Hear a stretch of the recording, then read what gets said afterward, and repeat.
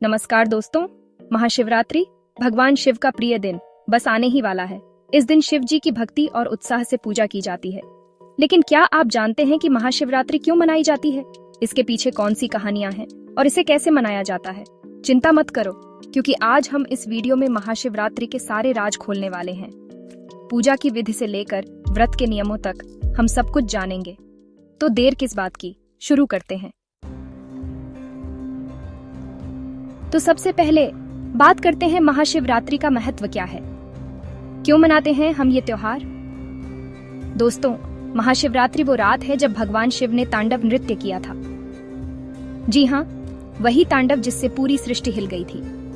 कहते हैं कि इस दिन ही भगवान शिव और माता पार्वती का विवाह भी हुआ था। इसलिए ये दिन नए शुरुआत का, अच्छाई की जीत का और भक्ति और श्रद्धा का प्रतीक माना जाता है।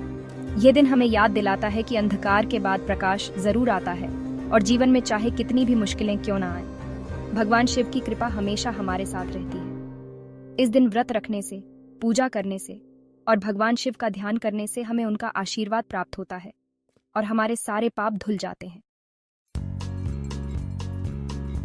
अब बात करते हैं कि मनाते कैसे हैं ये पावन पर्व। तो दोस्तों, महाशिवरात्रि पूरे देश में बहुत ही धूमधाम से मनाई जाती है। लोग सुबह जल्दी उठते हैं, स्नान करते हैं और नए कपड़े पहनते हैं। शिव मंदिरों को फूलों और रोशनी से सजाया जाता है और हर तरफ हर हर महादेव और ओम नमः शिवाय के जयकारे गूंजते रहते हैं। बहुत से लोग इस दिन उपवास भी रखते हैं और पूरी रात जागकर भगवान शिव की पूजा और भजन करते हैं। शिवलिंग पर दूध, दही, घी, शहद और जल से अभिषेक किया जाता है और बेलपत्र, आक के फूल, धतूरा और भांग चढ़ाई जाती है। कई जगह तो इस दिन मेले का भी आयोजन किया जाता है, जहां लोग खूब मस्ती करते हैं, झूले झूलते हैं और स्वादिष्ट खाने का आनंद लेते हैं। अब जरा पूजा की विधि के बारे में भी जान लेते हैं।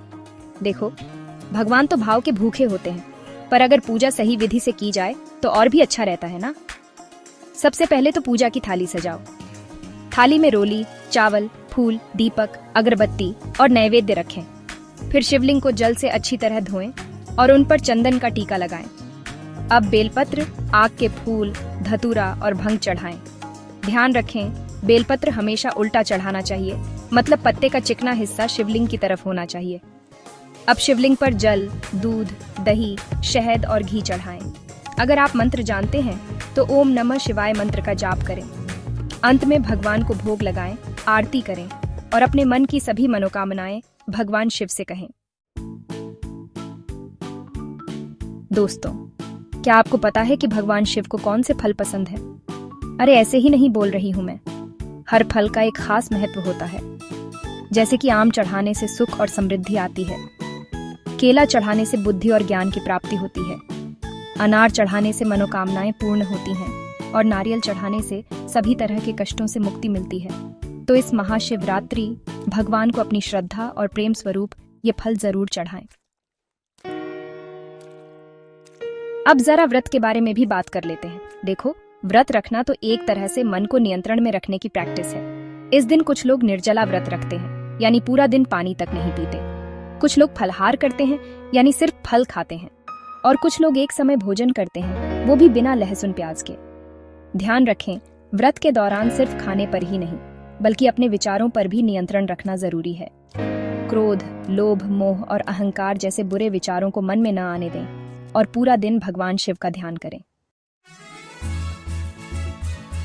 तो दोस्तों, ये थी महाशिवरात्रि से जुड़ी कुछ महत्वपूर्ण बातें। उम्मीद है कि इस वीडियो से आपको इस पावन त्योहार को समझने में मदद मिली होगी। याद रखें, महाशिवरात्रि सिर्फ एक दिन का त्योहार नहीं है, बल्कि यह तो एक अवसर है खुद को भगवान शिव की भक्ति में लीन करने का और उनसे जीवन में सही रास्ता दिखाने की प्रार्थना करने का।